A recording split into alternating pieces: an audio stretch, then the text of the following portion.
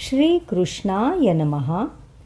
ये तु धर्म्यामृतमिदं यथोक्तं पर्युपासते श्रद्धधाना मत्परमा भक्तास्तेतीव मे प्रियाः।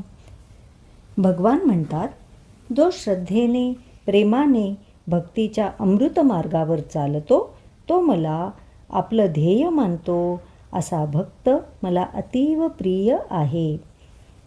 भक्ती ही शब्दात सांगता येत नाही, ती अनुभवायची असते. ती म्हणजे प्रेमाच्या ओलसर मातीतील बीज. जीवनाचा प्रत्येक क्षण जर भगवंताला अर्पण झाला तर तो क्षणच साधना बनतो आणि साधना म्हणजे भक्तीचं अमृत.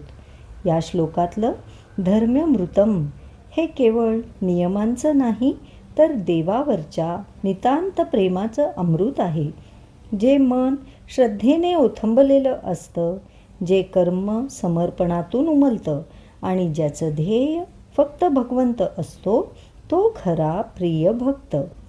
त्या प्रिय या शब्दात काय आहे माहीत आहे का?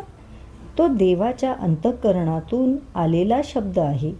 हा साक्षात भगवंतांचा हृदयस्पर्श आहे. तो सांगतो, भक्ता, तुझ्या प्रेमाच्या तरंगांनी माझे हृदय प्रसन्न होते आणि तुझं समर्पण माझ्या कृपेचा मार्ग बनतं. आणि मग देव म्हणतो, भक्ता, मला बाहेर शोधू नकोस. मी तुझ्या श्वासाच्या लयीत आहे. तू त्या लयीत मला स्मरशील आणि मी अनुभव बनून तुझ्या अंतःकरणात उमटेन.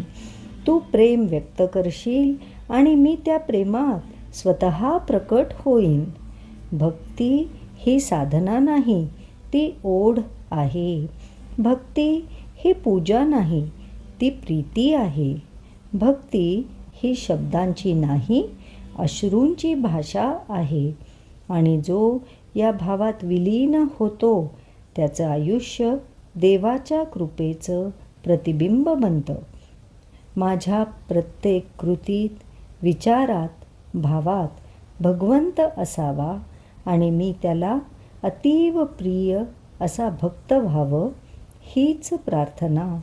श्रीकृष्ण शरणम मम.